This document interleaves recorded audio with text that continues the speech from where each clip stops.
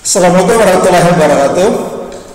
Kita bertemu untuk pertama kali di kuliah inti untuk mahasiswa pasca sarjana di Institut Teknologi Bandung dalam kondisi yang serba terbatas, yang biasanya kita kuliah di dalam kelas dengan menggunakan papan yang jumlahnya ada 4 berjejer itu. Tetapi untuk kondisi saat ini kita terpaksa harus berada dalam keterbatasan, mau tidak mau.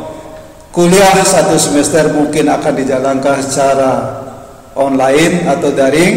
Ini adalah salah satu pilihan yang terbaik untuk kondisi saat ini. Dan kita berharap bahwa mudah-mudahan pandemi yang sudah berlangsung hampir 6 bulan ini bisa segera selesai. Dan kita manusia ini bisa bertemu kembali sebagai mahasiswa sosial, berinteraksi langsung, menyapa langsung dan sebagainya. Berbeda kondisi sekarang, kita semua berada di rumah, seolah-olah terkunci dari dunia yang begitu luas. Kemajuan yang begitu pesat hingga awal akhir tahun ini tiba-tiba menjadi mundur ke belakang. Semua manusia ada di rumah mengurung diri masing-masing karena memang virus yang sudah melanda dunia sejak akhir tahun lalu sampai saat ini belum bisa mereda. Dan karena kuliah harus tetap berjalan, maka pilihan termasuk kuliah online ini adalah pilihan yang paling bijak untuk saat ini. Mudah-mudahan dalam kondisi ini pun kita masih bisa mendapatkan ilmu yang cukup sebagai bekal bagi mahasiswa yang nanti mungkin berprofesi sebagai dosen, peneliti atau profesi-profesi lain. Kuliah kita ini adalah salah satu kuliah inti di pasca sarjana fisika ITB. Di samping beberapa kuliah inti lainnya, kuliah kita adalah mekanika statistik. Bagi kebanyakan orang, bagi kebanyakan mahasiswa, baik yang saat ini masih berstatus mahasiswa maupun yang sudah lulus, kuliah mekanika statistik atau singkat Mekstat ini termasuk kuliah yang katanya paling sulit atau bisa juga paling mudah, tapi mudah untuk tidak lulus. Jadi kadang ada suatu istilah dari mahasiswa, kalau mengambil kuliah mekanika statistik dan tidak mengulang, berarti kuliahnya belum afdol. Kenapa demikian? Karena dalam pandangan mereka bahwa kuliah ini adalah kuliah yang sulit. Sebenarnya bahwa kesulitan itu tergantung pada pikiran kita, bahwa apapun kuliah yang diajarkan dimanapun itu bergantung kitanya, bisa sulit dan bisa tidak. Tetapi kalau kuliah itu dirasa sulit, ya kita tentu akan menghadapi dengan cara yang berbeda dengan kuliah yang tidak sulit. Dan bagi saya sendiri bahwa Mekstat itu tidak sulit-sulit amat sebenarnya, ketika kita mulai melihat dari sisi yang berbeda. Kita melihat mekanika statistik sebagai suatu metode untuk menyelesaikan persoalan-persoalan di bidang fisika, sebenarnya bidang lain juga, yang tidak bisa diselesaikan dengan metode-metode yang lain. Jadi mekanika statistik itu muncul ketika teori-teori fisika atau metode fisika yang ditemukan hingga saat dulu itu tidak sanggup untuk menyelesaikan masalah yang berkaitan dengan sistem fisis yang mengandung benda yang jumlahnya sangat banyak. Dan yang akan kita pelajari dengan mekanika statistik ini adalah benda yang jumlahnya dalam orde bilangan Avogadro. Bilangan Avogadro itu sekitar 10⁻23. Jadi kita akan menyelesaikan suatu persoalan fisis yang melibatkan benda-benda yang jumlahnya itu 10⁻23, yang tidak akan mungkin diselesaikan dengan metode apapun selain mekanika statistik. Jadi kelihatan di sini bahwa mekanika statistik adalah obat, obat bagi fisikawan untuk menyelesaikan masalah yang saat itu tidak ada metode lain yang bisa diselesaikan. Sebagai contoh, mekanika Newton yang dikembangkan Newton memang sangat luar biasa, diterapkan untuk menjelaskan hampir semua fenomena yang berkaitan dengan gerak benda. Bisa diselesaikan dengan mekanika Newton dengan sangat baik. Tetapi salah satu masalah dengan mekanika Newton adalah kita hanya bisa menyelesaikan persoalan yang menyangkut benda yang jumlahnya itu terbatas. Jadi kalau kita lihat adalah mekanika Newton itu hanya bisa untuk benda yang jumlahnya terbatas. Jadi dengan mekanika Newton ini, kalau benda jumlahnya terbatas, asal kita tahu bahwa benda itu mempunyai percepatan sebagai fungsi waktu. Ketika kita tahu posisi awal, kecepatan awal, maka posisi benda pada waktu-waktu berikutnya itu bisa kita prediksi dengan sangat akurat. Jadi asal kita diberikan di mana posisi benda pada suatu waktu, berapa kecepatan benda pada suatu waktu, asal kita tahu percepatan, maka kecepatan benda sepanjang masa, posisi benda sepanjang masa bisa kita hitung dengan sangat akurat. Itu adalah mekanika Newton, dan itu dipakai hingga saat ini untuk menyelesaikan hampir semua masalah dunia yang berkaitan dengan gerak benda yang jumlahnya terbatas. Persoalannya menjadi rumit ketika jumlah benda itu adalah 6 juta berhingga atau sangat besar. Kita tahu yang namanya bilangan Avogadro sama dengan 6,02 kali 10 pangkat 23. Jadi kalau jumlah benda dalam orde seperti ini, maka mustahil kita menyelesaikan dengan hukum Newton biasa yang kita pelajari sampai dengan di tingkat 1 dan seterusnya dan sebelumnya. Karena yang kita hadapi adalah benda yang jumlahnya sangat besar, dan tidak ada komputer yang paling canggih pun tidak akan bisa untuk menyelesaikan masalah ini. Canggih pun tidak akan sanggup menyelesaikan persoalan benda yang jumlahnya sangat besar ini. Maka para ahli mulai berpikir, adakah ada cara yang berbeda untuk menyelesaikan masalah ini sehingga hasil yang kita dapat itu tetap akurat dan proses untuk mendapat hasilnya itu tetap lebih mudah, tetap mudah. Jadi akhirnya orang berpikir bahwa kita berhadapan dengan benda yang banyak, dan dalam matematika kita sudah tahu bahwa ketika kita punya sampel atau data yang banyak, maka cara yang paling efektif, efisien untuk menyelesaikan persoalan itu adalah dengan menggunakan statistik. Jadi para ahli fisika akhirnya berpikir, bisakah statistik yang biasanya dipakai oleh orang matematika untuk menyelesaikan data yang banyak, kita bawa ke ranah fisika untuk menyelesaikan persoalan benda yang sangat banyak ini. Karena kita tidak mungkin lagi mengikuti gerak partikel yang banyak ini dengan metode Newton, dengan superkomputer saat ini pun tidak akan sanggup. Jadi akhirnya orang berpikir, bisakah statistik untuk menyelesaikan persoalan itu? Dan kalau bisa, bagaimana kita harus merumuskan statistik untuk benda yang banyak ini? Dan ini adalah tantangan di dalam fisika. Jadi pada akhirnya kita berpikir bahwa statistik dalam fisika itu bukan untuk menyulitkan orang, tapi untuk menyelesaikan masalah di mana metode atau teori fisika lain tidak sanggup untuk menyelesaikan itu. Jadi sebenarnya itu adalah suatu metode yang memudahkan hidup manusia, hidup fisikawan, sehingga persoalan-persoalan yang tidak bisa diselesaikan dengan metode yang ada sebelumnya itu bisa diselesaikan dengan cara yang mudah.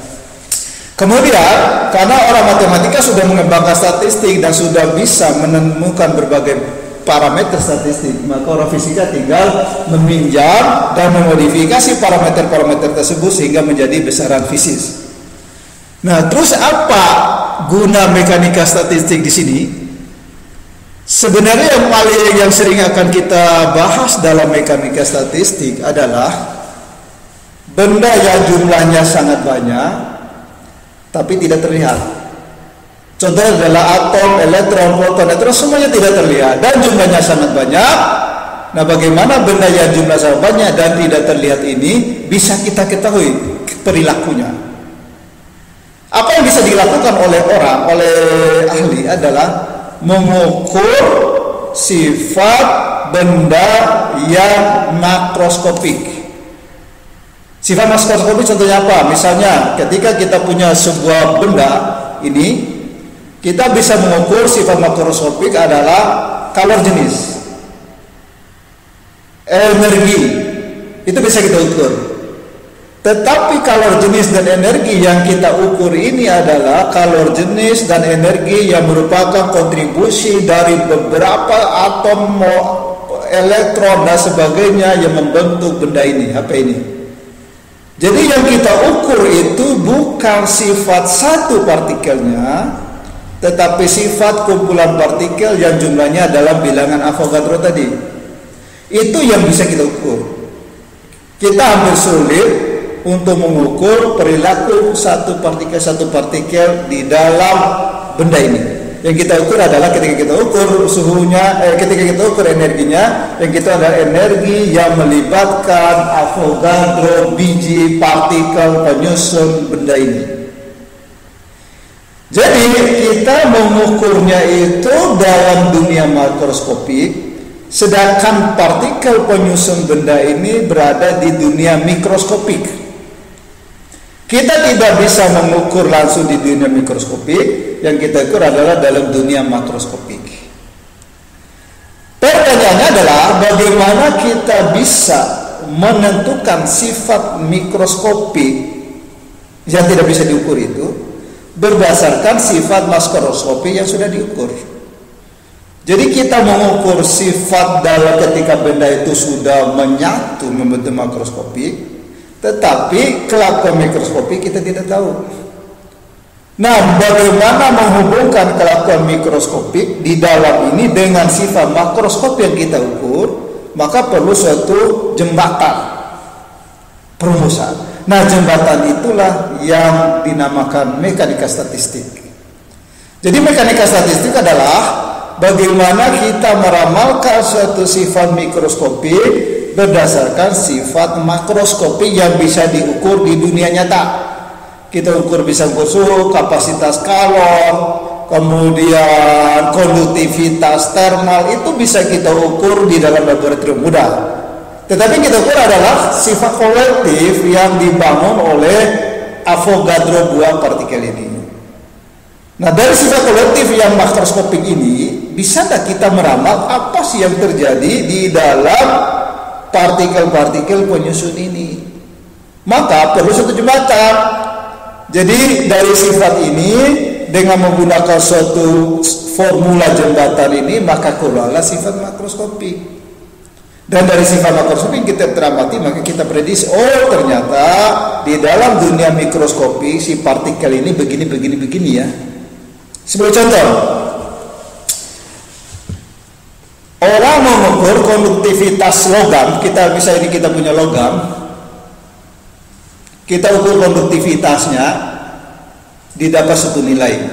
Tetapi ketika konduktivitas diukur pada suhu yang menuju 0,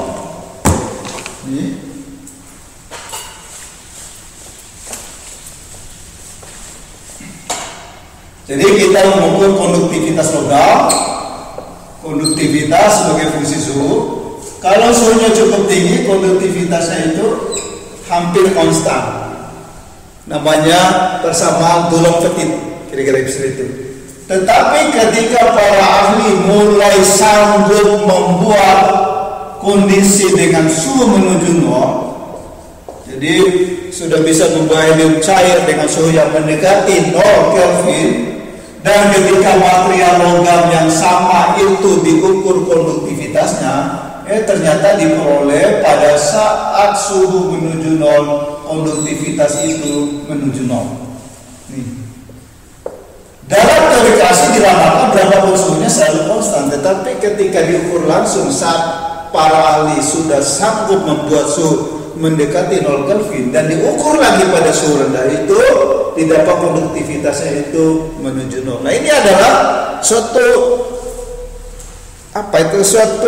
tantangan besar bagi ilmuwan saya itu awal abad ke-20. Kenapa bisa demikian?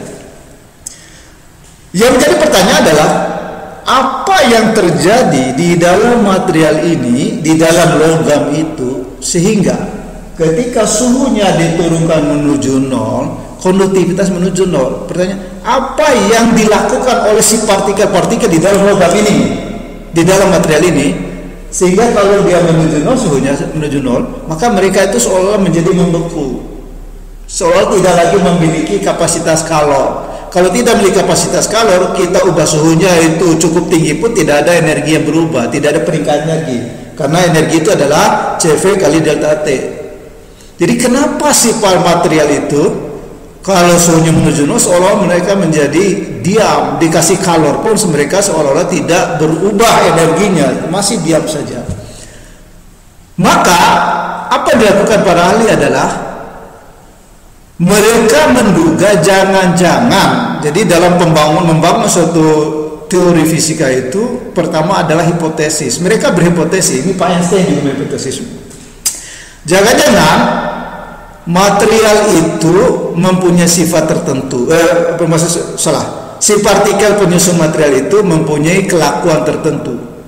Nah, dari kelakuan itu digunakanlah mekanika statistik, lalu keluarlah persamaan makroskopik. Jadi urutannya begini. Jadi si hipotesis, si partikel ini itu punya kelakuan. Ini kelakuan diasumsikan mempunyai kelakuan tertentu. Nah, dari kelakuan tertentu ini dibangunlah bentuk makroskopi ini dipakai statistik.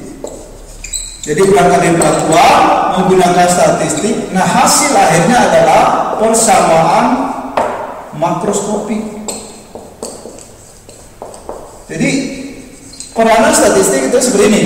Kita duga sifat partikel di dalam dunia mikroskopiknya, di dalam atomnya sifatnya seperti apa, kita duga dulu. Dari dugaan itu kita membangun statistiknya.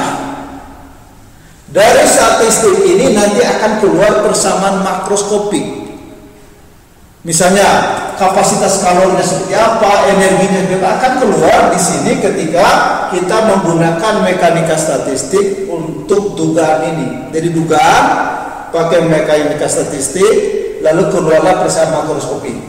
Nah, yang dilakukan para ahli adalah dari persamaan makroskopik yang keluar ini diuji dengan data eksperimen.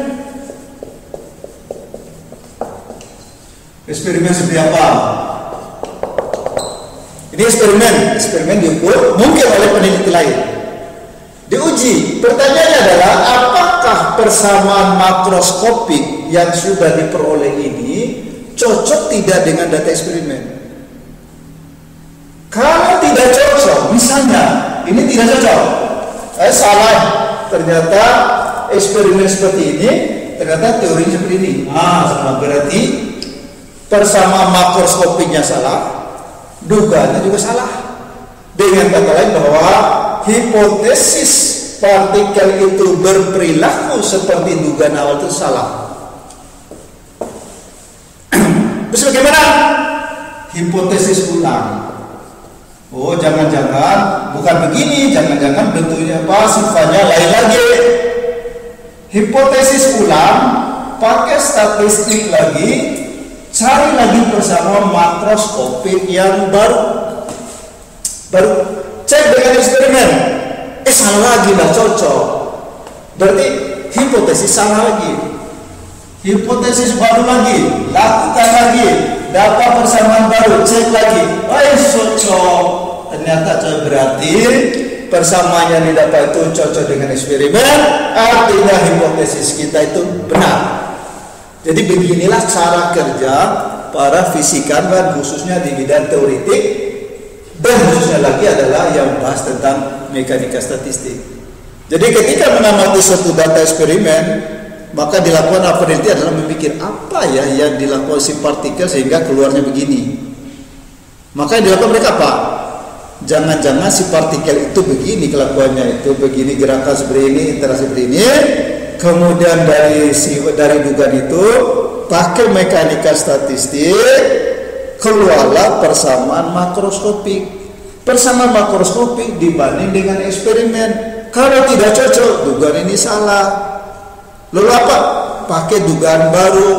Dugaan baru, jadi interaksinya harus begini. Pakai mekanika statistik, keluarlah bersama makroskopik. Bersama makroskopik dibanding eksperimen, cocok, sesuai, berarti dugaan itu benar. Nah, dengan cara itulah, contohnya ketika sifat ini dijelaskan oleh Pak Einstein pertama kali, Pak Einstein itu menganggap bahwa atom-atom di dalam kristal itu, atom di dalam kristal itu bervibrasi dengan frekuensi tertentu, bervibrasi, frekuensi yang sama, vibrasi. Lalu Pak Einstein pakai statistik, maka keluarlah persamaan. Dan persamaan Pak Einstein itu cocok dengan ini. Nah, dengan demikian, asumsi Pak Einstein bahwa atom itu bervibrasi dengan frekuensi tertentu itu benar. Tetapi perlu diingat bahwa ketika teori itu diperoleh bukan berarti sekali jalan. Bisa saja Pak Einstein tadi asumsi lain dulu, salah. Mungkin itu sudah lebih dari 10 kali sampai didapat, oh ini cocok. Jadi jangan kita anggap bahwa teori yang dipakai saat ini, yang dibangun oleh para fisikawan itu hasil dari sekali coba. Bisa saja mereka tuh udah coba puluhan atau ratusan kali, coba ini enggak cocok, coba ini statistik makroskopik enggak cocok, coba ini enggak cocok. Dan setelah coba sekian ratus, oh ini cocok, berarti itulah yang terjadi. Oke, jadi mekanika statistik itu seolah-olah sebagai, bisa kita katakan sebagai jembatan yang menghubungkan kita di dunia makroskopi yang bisa kita ukur dengan dunia mikroskopi yang kita tidak bisa lihat, sehingga dengan melakukan pengukuran di dunia makroskopik kita bisa prediksi apa yang ada di dunia mikroskopik. Oke, ini juga menjadi penting, atau bisa juga sebaliknya. Sekalau kita kadang-kadang ada orang, ada fisikawan atau ilmuwan apa saja ingin membuat suatu material dengan sifat tertentu dan material itu belum ada di alam. Apa yang harus dilakukan? Harus dilakukan adalah sifat material yang kita butuhkan adalah sifat makroskopik.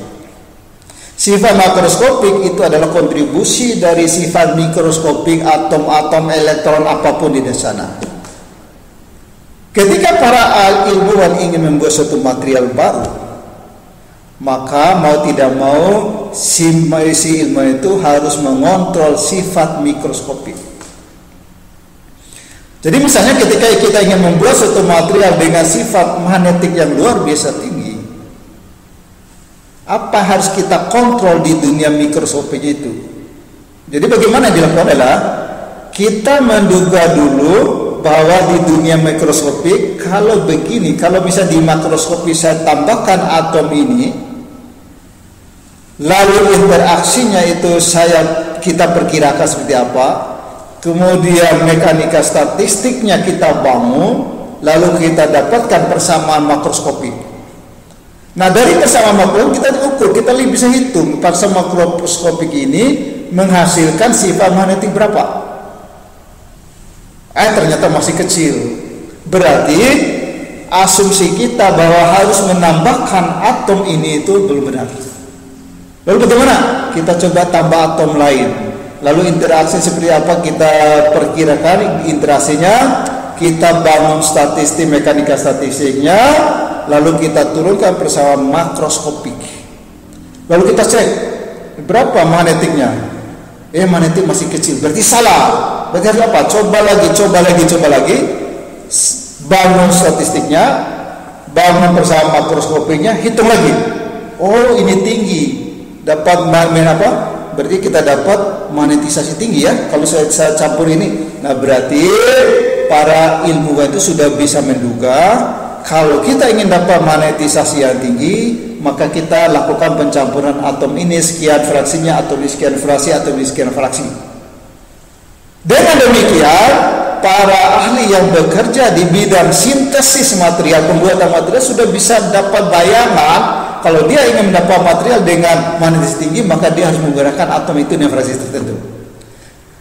Apa untungnya? Untungnya adalah eksperimen yang dilakukan tidak lagi asal, tapi sudah ada satu petunjuk dari orang teori itu, kalau mau dapat ini yang harus dilakukan. Jadi mereka tinggal mencampur sesuai dengan apa yang itu teori. Mungkin tidak akan persis sama. Misalnya dalam teori dikatakan bahwa harus tambah atom ini 50%, barangkali dalam eksperimen tidak akan 50%, bisa saja 49, 48, 45 atau 55, tapi minimal tidak akan kemana-mana. Jadi mereka tinggal mencoba di sekitar nilai teoretik yang didapat oleh para ahli statistik tadi, sehingga bisa menghemat biaya, bisa menghemat waktu, dan hasil yang diinginkan itu sesuai. Jadi ini adalah salah satu guna kenapa teori itu penting. Teori itu bisa menjadi petunjuk bagi orang yang eksperimen, bagi orang yang ingin membuat material itu, supaya lebih fokus. Kalau mau mencari sesuatu, maka resepnya ini. Memang nanti tidak akan bersama dengan angka teori, tapi minimal penyimpangan tidak jauh. Dengan demikian, si para pembuat material itu tidak lagi sembarang bingung memilih materialnya, tidak lagi bingung memilih berapa campurannya, karena sudah ada petunjuk dari teori tadi. Kalau mau materialnya ini, misalnya dari teori mengatakan ini 50%, ini 55%, ini 45%, barangkali dalam eksperimen, ini 53%, ini 47%, dan itu suatu penghematan luar biasa. Daripada gelap sama sekali materialnya apa tidak tahu, jumlah berapa tidak tahu, dan kalau eksperimen juga berapa lama waktu akan habis, biaya dan sebagainya.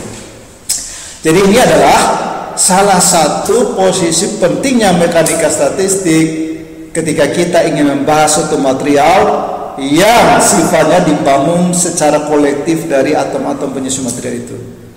Nah, kalau ini kita pahami, maka kita tidak melihat statistik itu sebagai ilmu yang menyusahkan, tetapi suatu resep luar biasa yang diwariskan para ahli fisika zaman dulu untuk kita saat ini, sehingga kita bisa memahami material mikroskopi yang kita tidak bisa lihat. Yang kita hanya bisa lakukan adalah makroskopi. Jadi dengan pengukuran makroskopi kita tahu apa yang terjadi di dalam dunia mikroskopi. Kita juga bisa tahu, bisa gunakan untuk mendesain suatu material baru yang tidak ada di alam. Kita ingin material sifat tertentu, maka kita coba desain dalam mikroskopiknya, kita bangun rumus secara makroskopik, bangun rumus pakai statistik, dapat rumus makroskopi. Dari rumus makroskopi kita lihat apakah hasilnya itu sesuai dengan kita harapkan. Jadi kira-kira seperti itu, sehingga kita melihat bahwa Mekstat itu adalah ilmu yang benar-benar membantu kita untuk menyelesaikan persoalan, khusus melibatkan benda banyak yang tidak bisa diselesaikan dengan metode apapun di dalam fisika. Ini adalah poin pertama bagi kita supaya melihat bahwa Mekstat ini bukan ilmu yang membuat kita susah, menambah beban saat kuliah, tapi adalah suatu metode yang diwariskan para fisikawan zaman dulu untuk kita pakai sehingga kita bisa menyelesaikan persoalan-persoalan yang kita hadapi saat ini secara lebih mudah, hasilnya juga cepat. Baiklah, kita akan belajar. Ini ada pengantar, kita akan nanti belajar mekanik statistik, dan ketika kita belajar mekanik statistik, tidak semuanya, memang tidak akan semuanya mulus.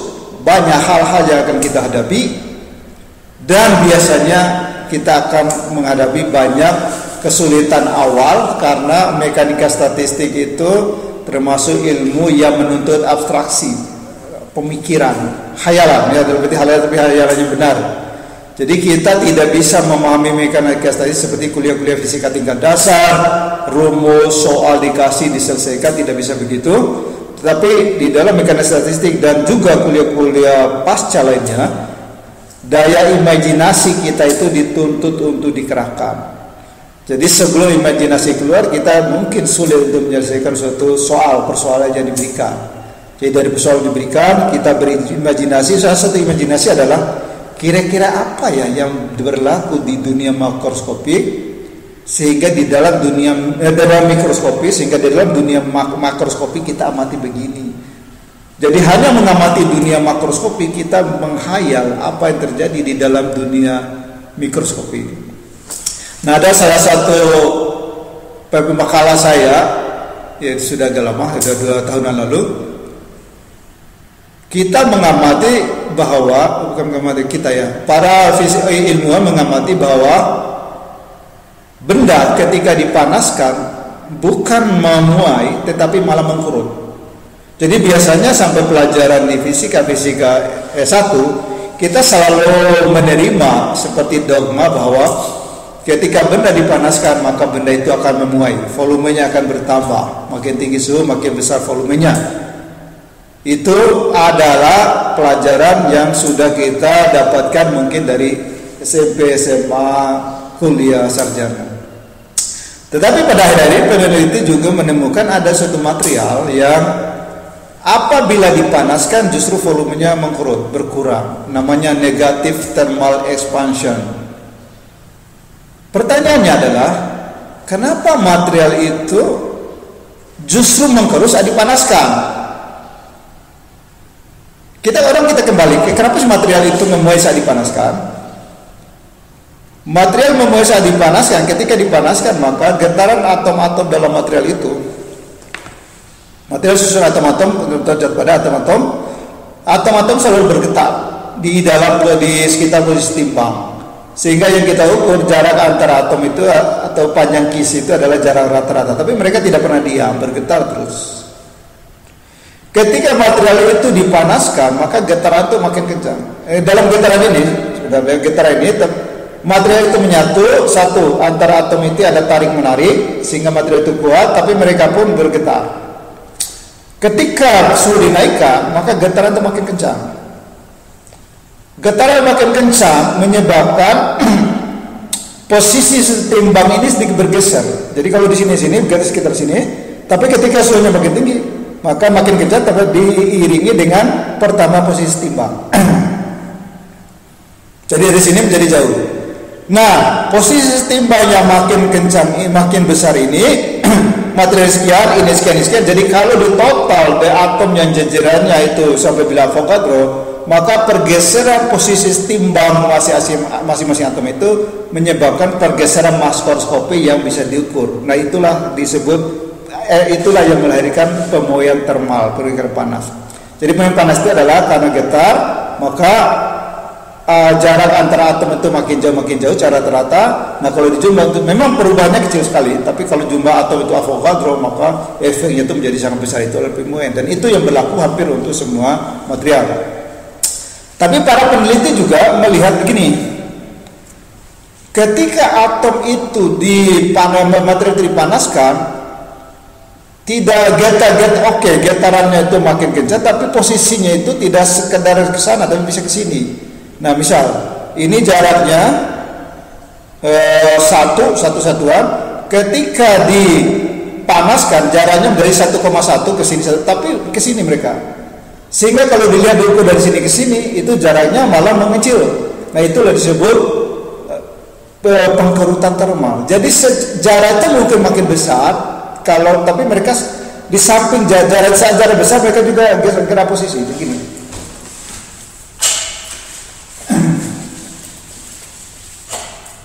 Jadi ada material ini awal jaraknya sekian, ini nol pada suhu 1. Nah, kemudian ketika suhu dinaikkan jaraknya itu membesar. Sebenarnya ini adalah 1,1 A0, jadi ada kenaikan 10% jaraknya.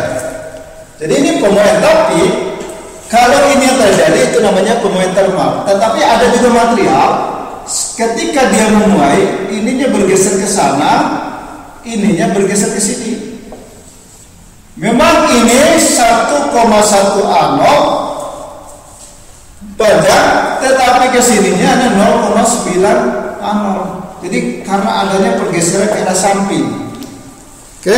Jadi material itu di samping memuai berputar, sehingga kalau kita ukur dalam arah ke sini, ini menjadi mengkerut. Nah, itu di salah satu contoh pengkerutan termal. Jadi ada suatu orientasi dari material itu dari lurus menjadi miring. Nah, kalau miring, jadi ketika kita ukur dalam arah ke sini, maka terjadi pengkerutan. Nah, itu adalah salah satu dugaan bahwa kenapa terjadi pengkerutan material itu karena adanya suatu perubahan panjang di samping orientasi posisi. Nah, itu salah satu paper saya di 2018. Saya coba bahas suatu kemungkinan proposal. Ini proposal material, kalau mau membuat material dengan yang mengkurus saat pemulihan, maka salah satu struktur material seperti itu. Jadi saya buat proposalnya, lalu saya hitung seberapa koefisien dihasilkan, dapat negatif ya keluar di paper. Itu adalah apa artinya? Para ilmuwan mengamati adanya material yang mengkurut saat dipanaskan. Jadi akhirnya setelah kalau itu diamati, maka kita langsung berpikir apa yang terjadi di dalam dunia mikroskopinya sehingga terjadi itu. Nah, salah satu yang saya bahas dalam paper itu adalah karena ada orientasi seperti ini, maka material itu menjadi mengkurut. Jadi itu kira-kira yang akan salah satu yang akan dibahas di mekanika statistik, bagaimana sesuatu pengamatan makroskopi itu melahirkan suatu hipotesis perilaku material di dalam dunia mikroskopik. Nah, ketika hipotesis itu terbukti benar bahwa jika ingin materialnya itu mengkurus memuai, maka material itu harus punya struktur seperti ini di dalam mikroskopik. Nah, ketika hipotesis itu benar, artinya dari hipotesis itu pakai statistik, dapat rumus cocok dengan eksperimen sesuai, maka hipotesis benar. Nah, kalau hipotesis itu benar, maka kita bisa merekayasa material dalam mikroskopinya itu sehingga kita akan dapatkan sifat makroskopi yang berbeda sesuai kita inginkan. Jadi sekali hipotesis itu bisa kita pakai, maka kita rombak atomnya, rombak materialnya, rombak posisinya di mikroskopi, maka kita akan mendapatkan sifat-sifat makroskopi yang sangat kaya. Itu adalah namanya material engineering. Jadi mendesain, mengengineering material yang tidak ada di alam sehingga kita bisa buat material baru dengan sifat yang bisa dikontrol. Itu salah satu aplikasi dari MaxStat ini adalah adanya peluang kita untuk membuat material yang tidak di alam. Bisa juga kita ingin membuat sesuatu material yang tidak di alam, lalu kita material apa harus kita, atom apa harus kita gunakan, susunannya seperti apa, jumlahnya berapa, supaya ini bisa diperoleh. Jadi sekali lagi, membahas MaxStat bukan sekadar membahas rumus, tetapi adalah bagaimana kita mendesain satu material yang tidak bisa kita lihat sehingga menghasilkan material yang bisa kita lihat, bisa kita ukur dengan sifat sesuai dengan yang kita inginkan. Jadi terus seperti itu. Dan sekali lagi, karena yang kita bahas itu kita akan berangkat dari material yang tidak bisa terlihat mikroskopi, maka imajinasi itu harus kita pakai. Kita harus berimajinasi apa sih yang terjadi di dunia makroskopi sehingga sifat makroskopinya seperti yang kita amati saat ini. Jadi itu hal penting yang harus kita menjadi landasan kita belajar MaxStat ini. Oke, mari kita mulai masuk ke MaxStat. Tadi adalah komentarnya, saya pakai buku ini. Ini buku utama yang saya tulis. Silakan kalau ada buku lain juga bisa dipakai sebagai tambahan. Nah, sekarang kita mulai masuk ke topik awal. Topik yang kita bahas itu kita mengenalkan namanya ensemble. Misalnya berangkat dari sini.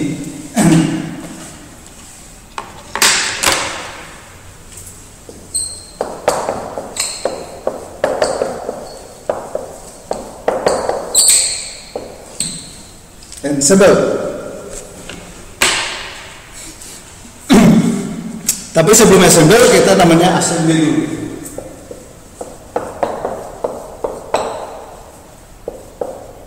Assembly. Ini istilah yang kita pakai istilah aja. Ini adalah sistem. Istilah yang ada di buku saya pakai. Sistem.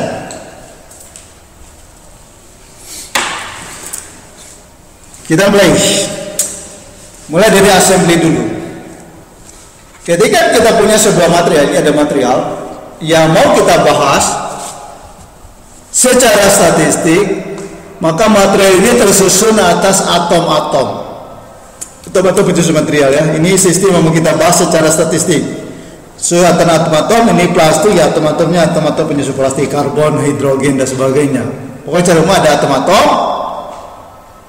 yang semuanya itu tidak diam tapi selalu bergerak. Tapi antara satu atom dengan atom lain pasti ada interaksi. Dan yang pasti interaksi adalah tarikan, karena tarikan antara atom membuat material itu menjadi kuat dalam bentuk zat padat.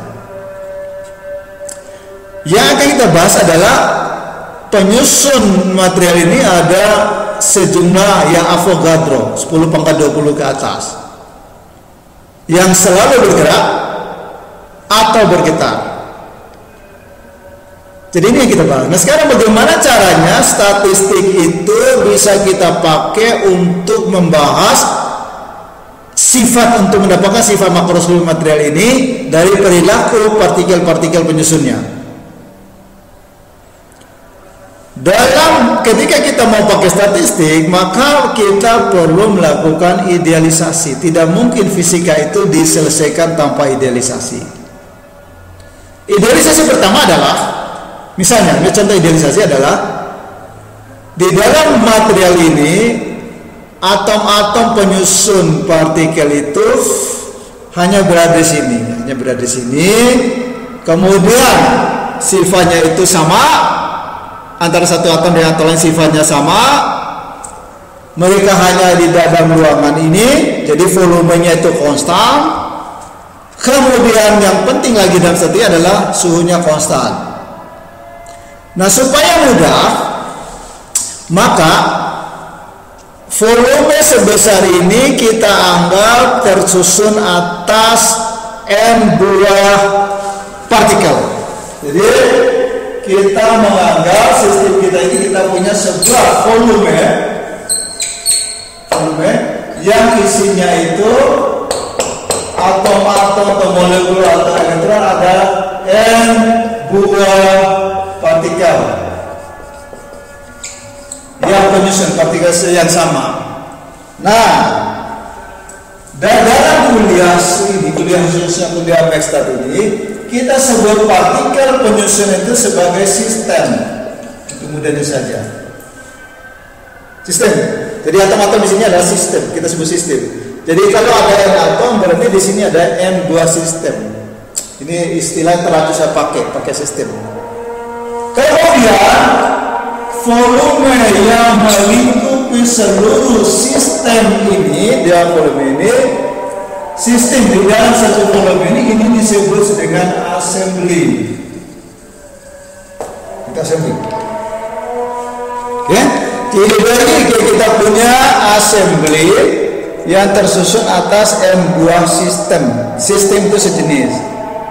Nah kita bisa bayangkan begini, assembly itu ada ruang kelas berisi mahasiswa.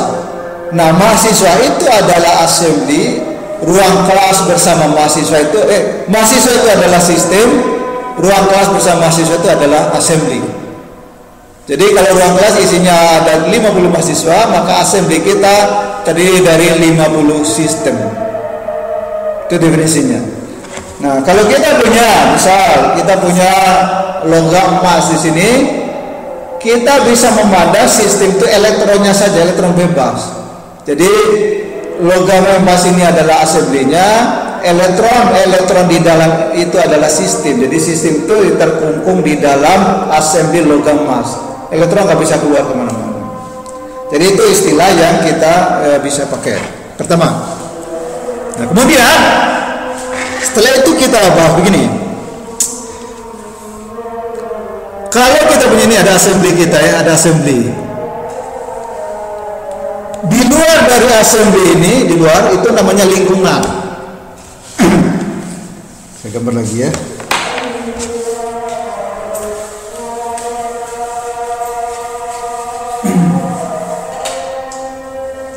Jadi ini adalah assembly kita.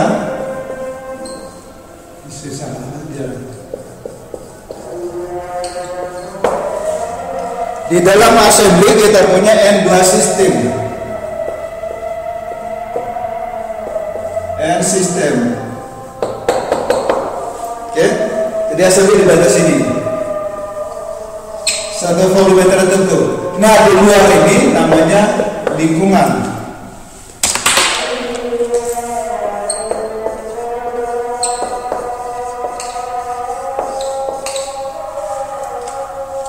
Jadi ada assembly, ada sistem, di dalamnya ada lingkungan. Ini ya. Jadi ada assembly, kita di dalam assembly ada sistem, lalu di luarnya ada lingkungan. Nah, kalau kita perhatikan sini, antara assembly dan lingkungan ada kontak langsung.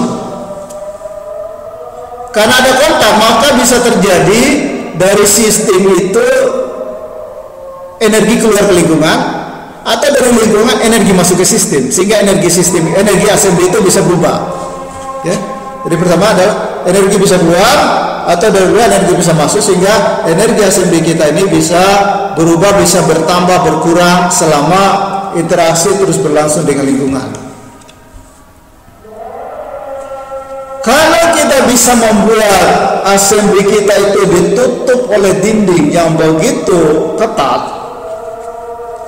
tebal, isolator, sehingga tidak ada energi bisa keluar, tidak ada energi bisa masuk, tidak ada partai sistem bisa keluar, tidak ada sistem bisa masuk, maka kita benar-benar mempunyai assembly yang terisolasi total dari lingkungan.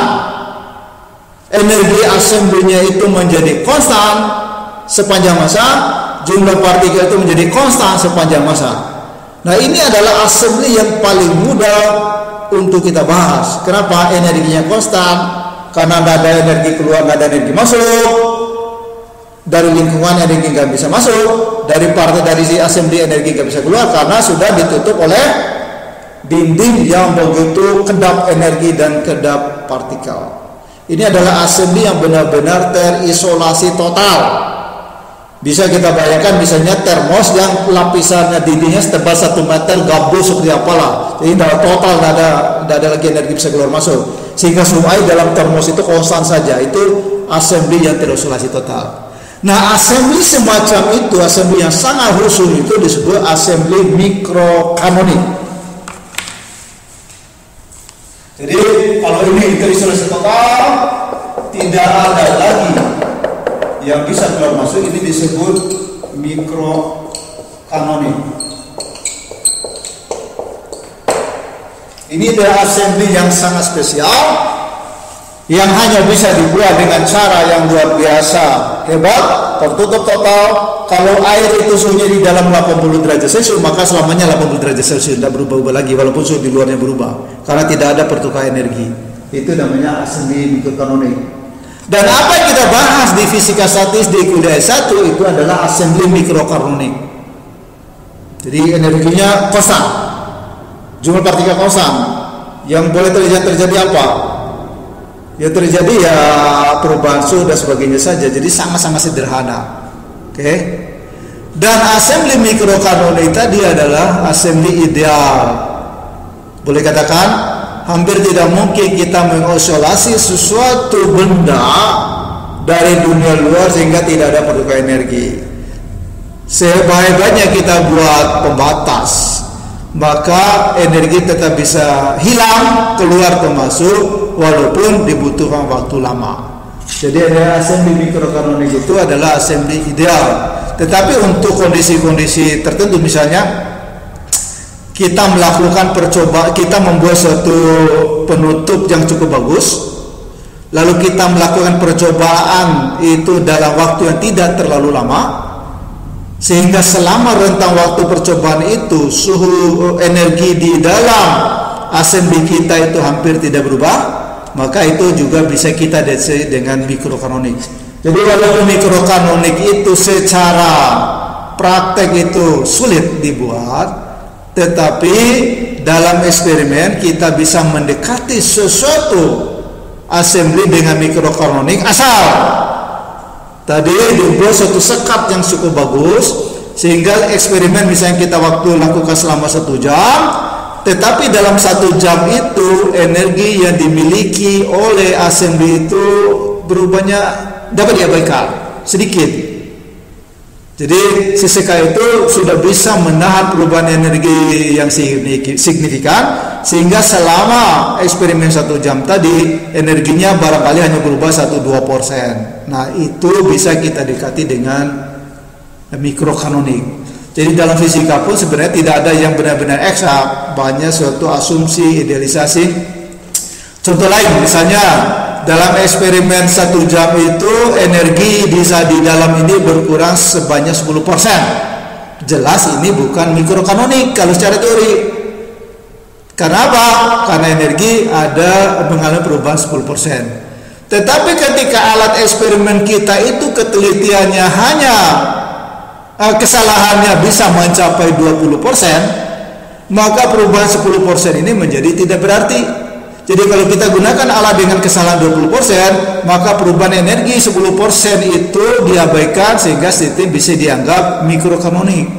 Jadi kanonik, mikrokanonik, nanti ada kanonik, grand kanonik pun pada akhirnya akan bergantung pada kondisi saat kita melakukan pengukuran. Karena perubahan 10% itu menjadi tidak bermakna kalau kesalahan pengukuran 20%. Jadi ketika kita artinya kita anggap ini tidak berubah pun tidak ada masalah. Karena perubahan ini menjadi lebih kecil daripada kesalahan alat. Tetapi akan berbeda kalau kita menggunakan alat ukur dengan kesalahan 1%, tapi sistem assembly ini mengalami perubahan hingga 10%, maka perubahan 10% itu menjadi signifikan penting karena alat kita bisa mengukur sampai 1%. Jadi dalam eksperimen pun ada suatu hal yang perlu kita perhatikan, karena eksperimen itu tidak sekedar mengukur, tetapi ada suatu decision, suatu keputusan yang kita ambil. Oh, kalau alat seperti ini, perubahan ini saya bisa abaikan. Kalau alat seperti ini, maka maksimal perubahan yang boleh saya tolerir adalah sekian. Oke, jadi seperti itu. Walaupun mikrokanonik itu adalah teoretik sebenarnya, tapi dalam beberapa aplikasi bisa kita pakai tergantung berapa lama proses pengukur berlangsung. Apakah selama proses pengukur berlangsung energi itu berubah signifikan atau tidak. Lalu alat ukur yang kita pakai seperti apa? Apakah alat ukur itu lebih teliti daripada perubahan energi yang dimiliki assembly? Kalau alat ukur lebih teliti, maka assembly ini tidak boleh mikrokanonik. Tapi kalau alat ukur lebih kasar, maka assembly ini bisa dianggap mikrokanonik walaupun energinya sudah berubah. Itu adalah salah satu yang paling dasar assembly adalah mikrokanonik, dan ini dipelajari di kuliah fisika statistik S1. Walaupun di sana tidak disebutkan mikrokanonik, sebenarnya kita bahas adalah mikrokanonik saja. Oke, satu. Dan dalam kuliah ini untuk mekanika statistik, mikrokanonik itu hampir tidak kita bahas. Dianggap sudah cukup di kuliah S1. Assembly kedua adalah ini, realitas. Partikel ini, assembly ini disusun oleh partikel-partikel sistem yang banyak, tapi berinteraksi langsung dengan lingkungan udara. Karena berinteraksi dengan lingkungan, maka energi bisa bertukar antara partikel dengan lingkungan. Ini bisa, kalau udara tiba-tiba suhunya turun, energi keluar, sehingga energi assembly itu berkurang. Kalau tiba-tiba udara itu agak panas, maka energi dari udara masuk, maka energi assembly menjadi bertambah. Jadi energi assembly ini bukan lagi besaran yang konstan, tapi berubah-ubah karena selalu terjadi pertukaran energi dengan lingkungan. Ini adalah assembly yang normal kita amati tiap hari, berinteraksi, nilai berubah-ubah, kadang naik, kadang turun energinya. Tetapi yang jelas dari kalau ini adalah zat padat, walaupun energi bisa berubah, keluar masuk, tapi si partikel penyusun ini tidak bisa copot keluar masuk. Dia tetap ada di sini partikelnya, sistemnya tetap di sini, energi boleh keluar masuk, tapi sistem nggak bisa keluar masuk, terperangkap di dalam. Jadi assembly kita itu hanya bisa bertukar, hanya bisa mengalami perubahan energi, berkurang atau bertambah, tapi tidak mengalami perubahan jumlah partikel. Jadi assembly kita ini, kalau kita gambar, ini jumlah partikel M yang di dalamnya, tapi dia bisa keluar masuk energi. Energi dari assembly bisa ke udara, energi dari udara bisa masuk, tetapi yang jelas tidak ada partikel sini yang copot. Jadi M-nya itu konstan. Ini adalah assembly yang umum lah, yang kontak dengan lingkungan. Itu adalah assembly yang standar. Juga untuk zat padat ya, zat padat itu kita biarkan begini ya, dia bisa dingin, energi berkurang, bisa panas, energi naik. Tapi yang jelas atom penyusun ini tidak bisa keluar, tidak bisa lepas ke udara atau dari udara masuk, itu tidak bisa. Ini adalah assembly yang lebih sedikit lebih dari kanonik, mikrokanonik. Kalau mikrokanonik benar-benar tertutup. Mikrokanonik energinya. Jadi di sini energinya itu tidak konstan. Bisa keluar, bisa masuk, bisa bertambah, bisa berkurang, tapi jumlah partikelnya konstan. Beda kalau mikro, kalau ini tadi tertutup total nih. Energi konstan, N konstan itu mikro yang kita tidak akan terlalu bahas. Nah, yang umum kita bahas ketika ini berinteraksi dengan lingkungan adalah jumlah partikelnya konstan, tapi energinya bisa berubah naik atau turun karena ada pertukaran dengan lingkungan. Jadi tidak ada wadah dinding penyekat energi di sini. Nah, assembly yang kita bahas ini disebut assembly kanonik. Ini kanonik. Kalau tadi mikro itu kecil, ya. Assembly kanonik ini adalah assembly yang sangat umum yang kita bahas. Dan banyak pembahasan kita tentang fisika mekanika statistik itu akan bahas ke kanonik. Jadi semuanya kanonik ini. Kanonik, interaksi dengan udara ini kanonik. Saya celupkan air juga kanonik karena ada pertukaran energi dengan air. Saya celupkan di mana kanonik. Ini kanonik semua ini. Badan kita juga kanonik ini karena tidak ada atom dari badan ini. Mungkin uap air dikit diabaikan lah ya. Tidak ada atom dari daging yang lepas ya. Itu karena kanonik namanya. Jadi semuanya adalah kanonik. Kok bunyi? Ini semuanya adalah kanonik. Itu adalah yang kedua yang kita bahas. Nanti ini yang kita bahas dalam statistik akan mulai dari kanonik. Kemudian assembly yang ketiga yang lebih rumit lagi adalah kita punya gas ini ya. Ini ada gas, ini udara. Saya batasi saja udara itu dengan suatu volume tertentu. Saya batasi. Ini saya hanya bahas udara di sini. Maka udara dari sini, atom udara bisa keluar, molekul bisa keluar ke sana. Molekul dari luar bisa masuk ke dalam batasan saya buat ini. Jadi assembly yang saya punya itu, yang kita punya itu seolah-olah tidak ada pembatas energi bisa keluar masuk di dalam ini, molekul bisa keluar masuk. Jadi tidak ada pembatas ini. Di dalam ruang yang kita batasi volume tertentu, jumlah energi bisa berubah, jumlah partikel bisa berubah. Nah, assembly ini disebut assembly grand kanonik. Jadi sebenarnya tidak ada batas, assembly terbuka. Oke, ini udara. Kita kasih aja batasnya. Pokoknya kita mau bahas volume ini sajalah. Jelas itu partikel keluar masuk, energi bisa keluar masuk. Jadi di sini energi tidak konstan, di sini jumlah partikel juga tidak konstan. Ya, pokoknya nggak bebas lah.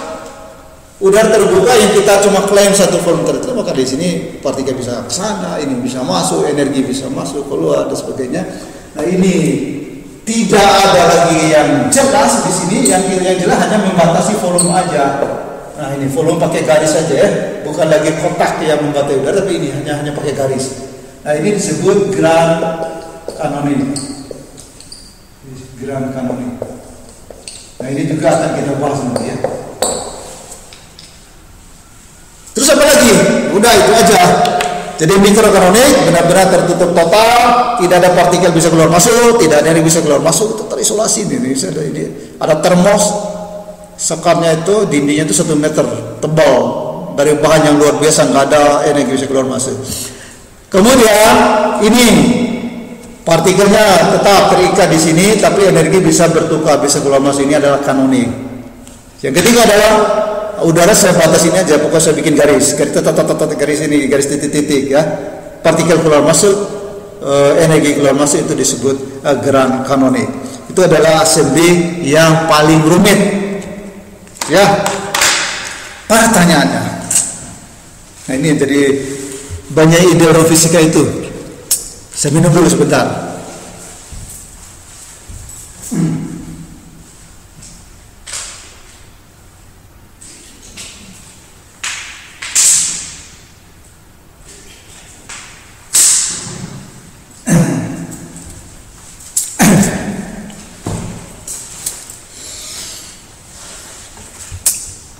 Nah, disinilah mulai imajinasi ya. Kita sudah definisikan 3 buah kondisi, yaitu mikrokanonik, kanonik, dan grand kanonik. Terus berikutnya mau apa ya? Setelah itu definisi itu kita mau apa? Bagaimana kita merumuskan? Ada satu yang menarik yang dalam orang fisika itu adalah Ketika sesuatu teori itu sudah ditemukan untuk suatu kasus tertentu, kemudian ahli fisika ingin membahas kasus yang lebih kompleks, maka para ahli fisika itu sedang berpikir, bisa enggak teori yang saya pakai untuk kasus yang sederhana ini saya bawa ke kasus yang lebih kompleks dengan sejumlah modifikasi.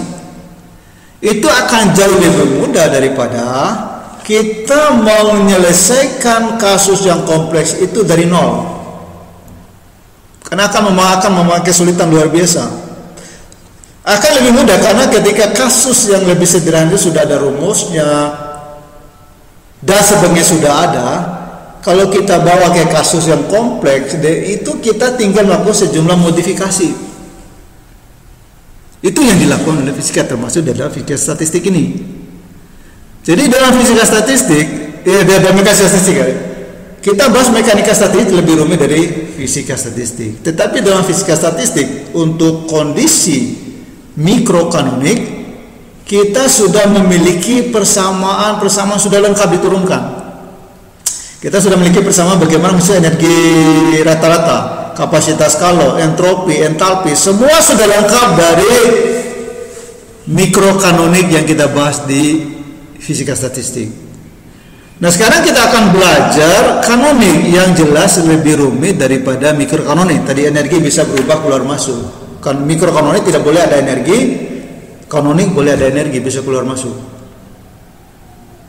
Untuk mikrokanonik sudah lengkap, ini untuk kanonik yang ada satu masalah ini, ada energi keluar masuk ini. Bagaimana kita mau menjelaskan? Kalau kita berangkat lagi dari nol akan kesulitan, akan banyak waktu terbuang. Kita punya bisa enggak persamaan mikrokanonik yang sudah lengkap tadi kita adopsi ke kanonik dengan melakukan modifikasi karena kita harus mempertimbangkan energi yang selalu berubah-ubah ini. Dan itu adalah ide yang dipakai dalam pengembangan mekanika statistik oleh para ilmuwan. Jadi ide ini sebenarnya tidak harus di mekanika statistik, dalam hidup kita juga harus begitu sebenarnya. Ketika kita menghadapi suatu persoalan kompleks dalam sains dan teknologi, kita tidak harus berangkat dari nol untuk menyelesaikan persoalan itu.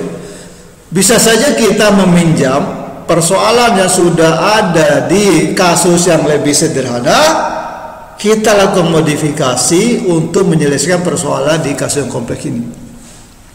Nah, contoh yang sering saya sampaikan di kuliah juga, ketika kita ingin membuat sesuatu alat elektronik, itu kita tidak selalu harus berangkat dari komponen transistor, resistor, kapasitor dan sebagainya untuk mendesain rangkaian elektronik.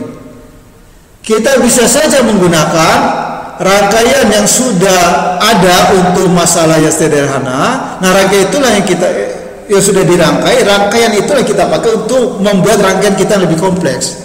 Jadi kita tidak lagi berangkat dari kapasitor, resistor, transistor dan sebagainya, dioda, tapi sudah satu rangkaian dengan fungsi tertentu. Nah, fungsinya itulah yang kita pakai untuk membuat rangkaian kita. Jadi ilustrasinya,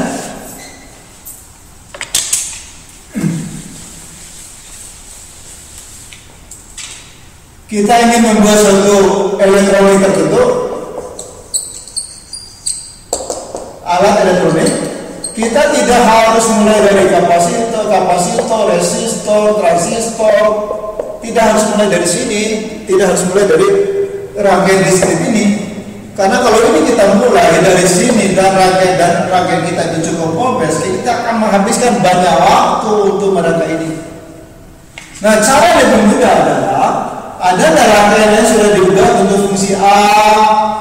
Ini sudah ada transistor, tapi sudah jadi satu paket. Sudah terintegrasi, ini di fungsi B.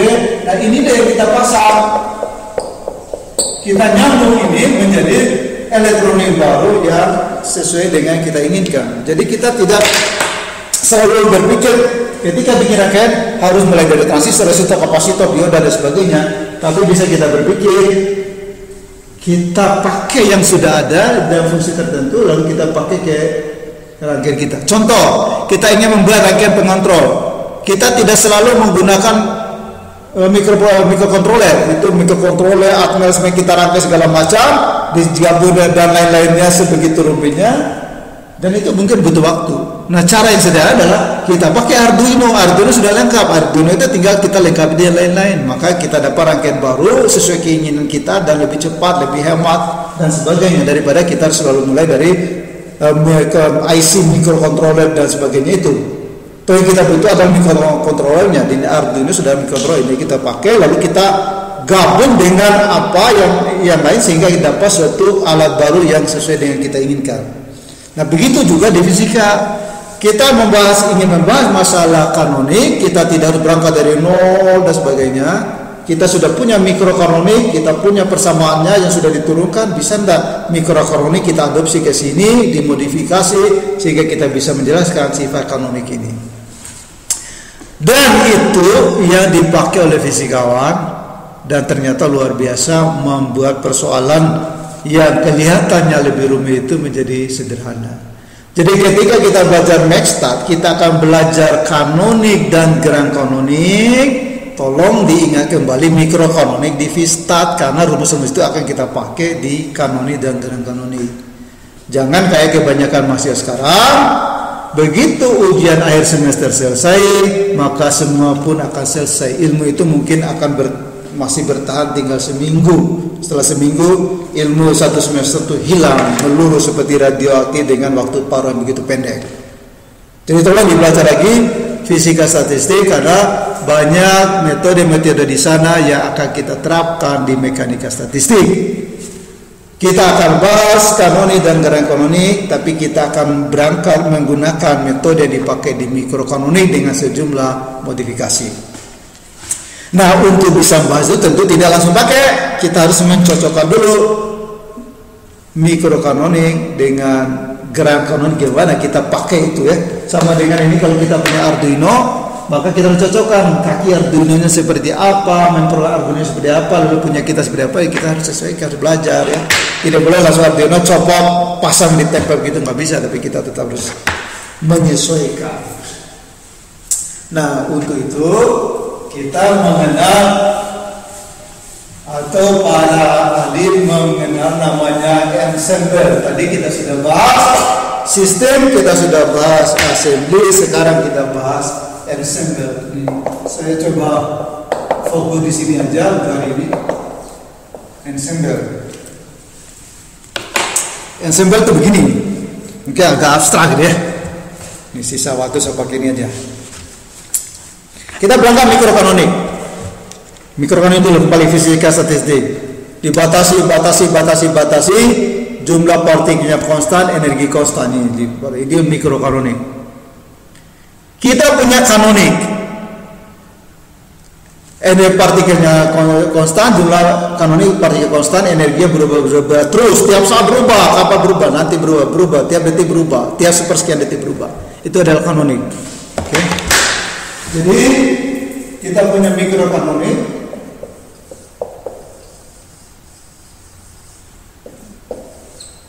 Dia punya energi konstan, punya energi konstan. Ini sangat luar biasa. Kita punya kanonik, punya N konstan, energi tidak konstan. Kita akan bahas ini. Tapi kita sudah punya yang ini. Jadi ketika kita bahas kanonik, maka pada saat T1 bisa saja dia punya energinya ini tetap konstan, tetapi energinya S1 pada saat T1. Pada saat waktu berikutnya ini konstan, energinya sudah berubah jadi T2.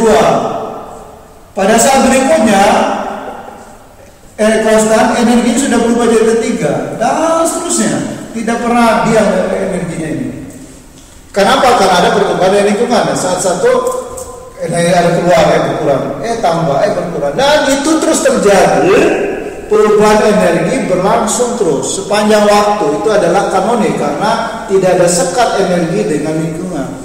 Sedangkan mikrokanonik, kapanpun itu energi selalu konstan, jumlah partikel selalu konstan. Ini jumlah partikel oke selalu konstan, tapi energi selalu berubah terus dalam waktu. Sehingga persoalan ini jadi rumit. Kalau ini gampang kan, ini sudah dibanding Vista, tapi ini tidak rumit. Nah, selalu orang berpikir begini. Sebenarnya apa sih yang mau kita cari? Kita mau cari berapa energi rata-rata. Misal contoh, energi rata-rata. Energinya itu berubah terus, tapi yang kita mencari rata-rata. Gimana caranya itu? Apa kita harus mengukur sampai dengan kiamat? Ukur terus sampai dengan ratusan tahun. Kalau mau dapat eksak kan harus ini, teliti kan harus lama itu. Ini ukur 1 detik, 2 detik sampai sekian juta detik kita ukur. Oh, rata-rata sekian. Kalau gitu ya, tidak akan selesai kuliah Mepstat ya. Kalau itu ini tidak akan selesai. Bisa tahun baru dapat satu energi rata-rata. Nah jelas ini tidak diharapkan. Lalu berpikir, gimana caranya ya supaya mudah, dan apalagi gimana cara supaya kanon ini bisa kita pakai. Nah akhirnya punya datanglah ide orang-orang hebat itu ya kadang-kadang begini gini.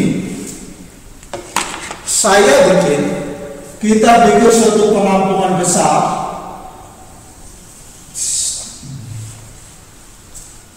bikin penampungan besar di kanonik ini. Ketika waktu berubah, energinya berubah, saya tampungnya, nilai ini, kondisi ini saya tampung. Oke, saya isi. Lalu ada perubahan lain, kondisi ini saya tampung lagi. Ini kondisi ini saya catat, ini bukan tampung, saya catat. Ada ini lagi, saya catat. Jadi semua kemungkinan energi yang dimiliki oleh kanon ini saya catat. Oh, jumlah berapa? Jumlahnya banyak sekali, karena banyak sekali perubahan ini. Jadi ini adalah, ini E1 saya catat, ini E2 saya catat, ini E3, seolah-olah saya bikin sesuatu assembly yang lebih besar lagi untuk menampung.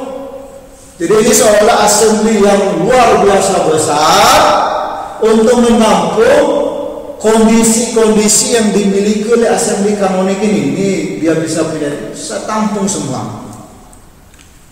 Jadi dicatat. Nah, ruangan besar tempat menampung semua kemungkinan ini disebut damai ensemble.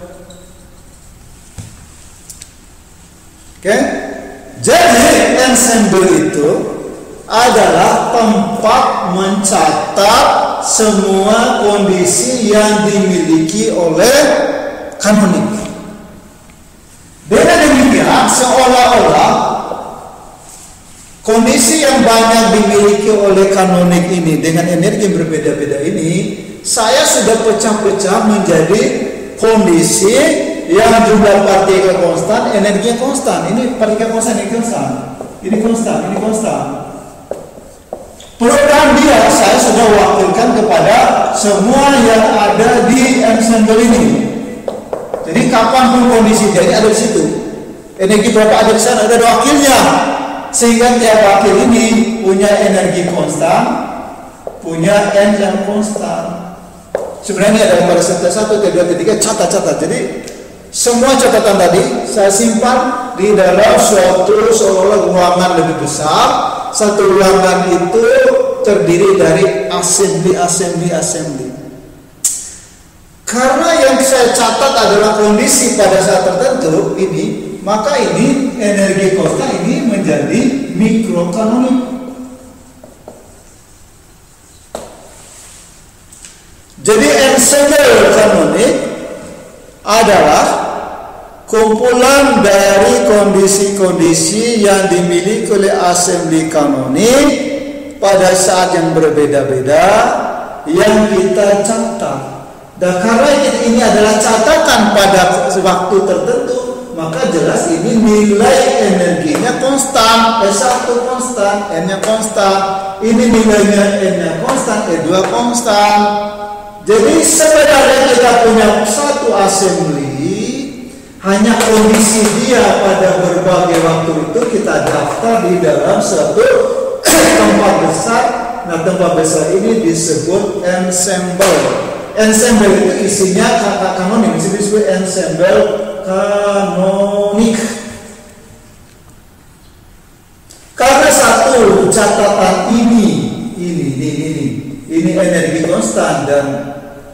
jumlah partikel Ustaz, maka masing-masing catatan ini menjadi assembly mikrokanonik. Jadi kita punya assembly, tapi assembly itu kita ubah menjadi ensemble. Dan tiap assembly di dalam ensemble itu adalah mikrokanonik yang punya energi yang berbeda-beda sesuai dengan energi yang dimiliki oleh assembly kanonik. Jadi gini, ini punya partikel N, S1. Nah, S1 saya catat. Dia punya E2 saya catat. Dia punya E3 saya catat. Dia punya E4 saya catat. Energi 5 saya catat. Jadi akhirnya catatan saya akan banyak sekali. Nah, catatan-catatan yang terkelompok ini seolah-olah sebuah assembly besar yang isinya adalah assembly besar yang tiap komponennya adalah assembly kondisi tertentu dari assembly kanonik. Jadi yang kita akan bahas nanti adalah assembly, super assembly yang isinya adalah mikrokanonik. Jadi ensemble kanonik adalah super assembly yang isinya mikrokanonik yang tiap assembly di dalam itu punya energi yang berbeda-beda, tapi jumlah partikelnya sama.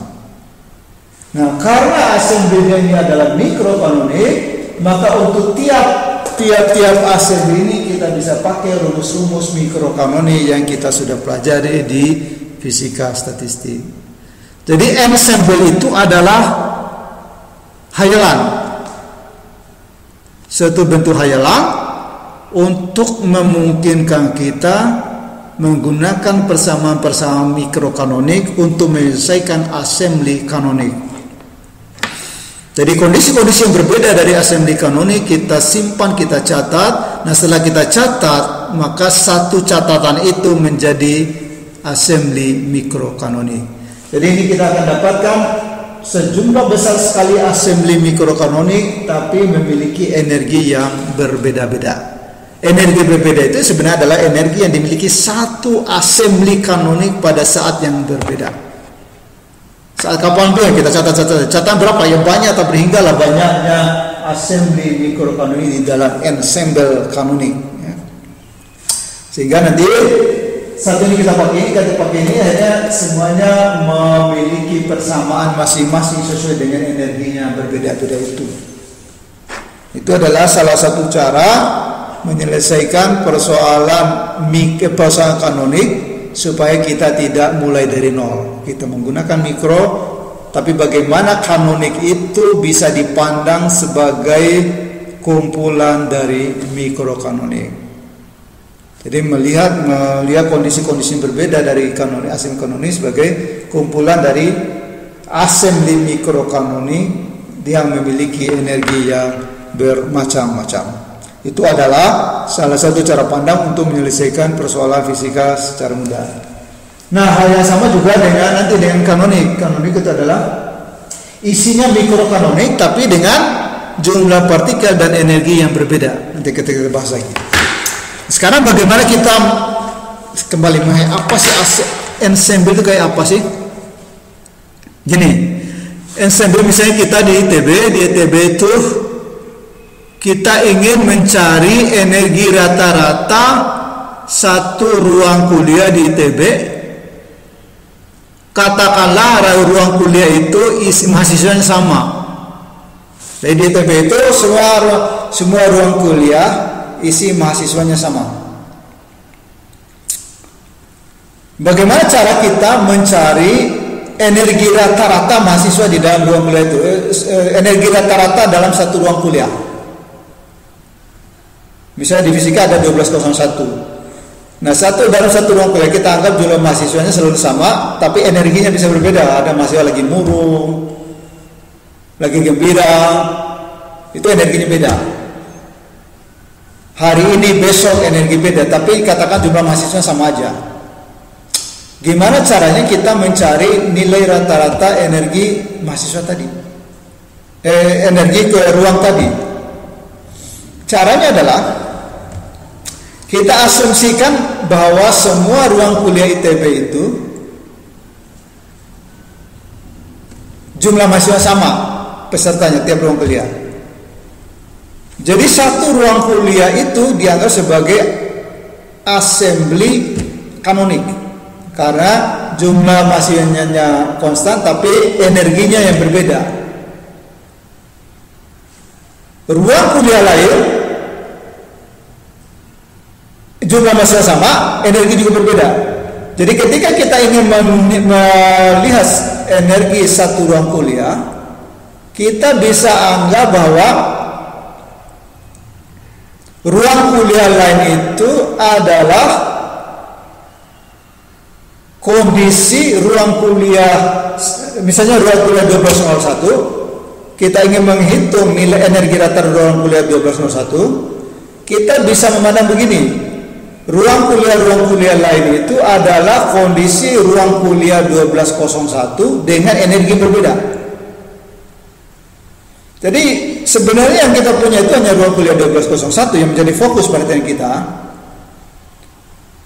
yang energinya berubah terus. Sekarang kita bisa pandang bahwa ruang kuliah 1201 itu jumlah mahasiswa konstan, energi yang konstan. Tapi ruang kuliah lain di ITB itu jumlah mahasiswa sama, tapi energinya adalah energi ruang kuliah 1201 pada saat yang berbeda.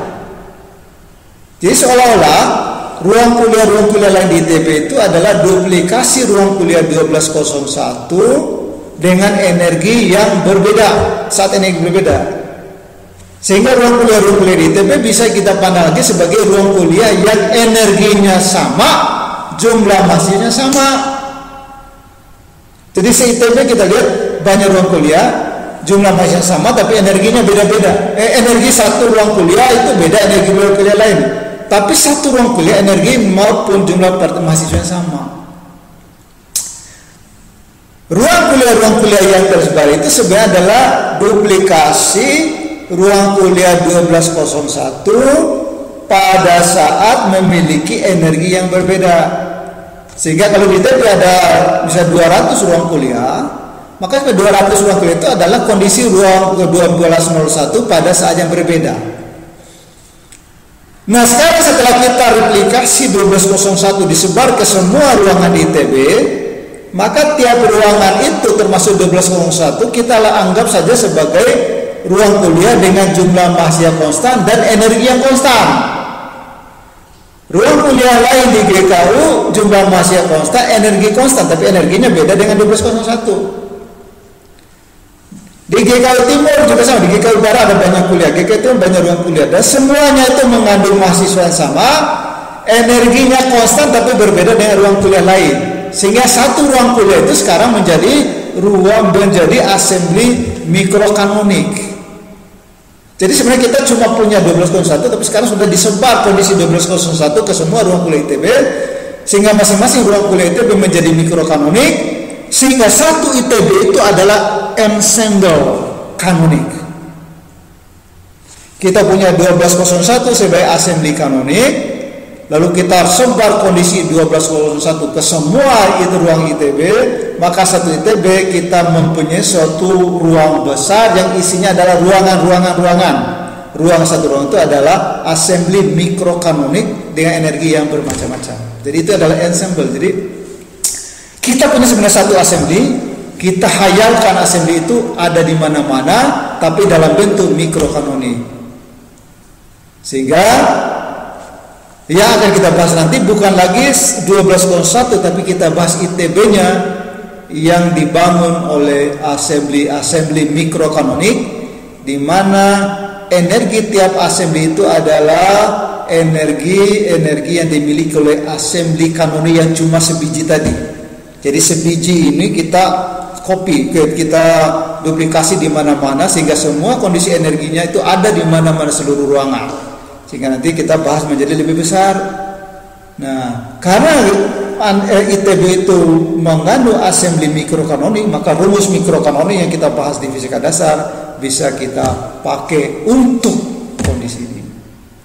Jadi untuk hari ini sudah cukup dulu. Kita akan lanjut di pertemuan berikutnya. Ini adalah pengantar saja bahwa fisika, chemistry atau kuantum, elektrodinamika Kalau kita lihat sebagai kuliah yang sulit, ya memang sulit, karena sulit atau tidak itu adalah cara kita melihat sesuatu. Tapi kalau kita lihat ini sebagai suatu metode untuk menyelesaikan masalah yang tidak bisa diselesaikan dengan teori lain di fisika, maka kita melihat bahwa mesta adalah sesuatu yang harus dikuasai. Karena ketika kita mempelajari suatu sistem mengandung benda banyak di dalam fisika, ya tidak ada cara lain kecuali Mexstad atau Fistad ya. Jadi ini adalah tool yang berguna bagi kita, sehingga persoalan yang kita hadapi yang mengandung benda banyak tadi bisa kita selesaikan secara mudah. Untuk kali ini demikian dulu. Silakan diputar videonya, dipelajari lagi. Nanti di saat jam kuliah kita akan diskusi. Demikian, wassalamualaikum warahmatullahi wabarakatuh.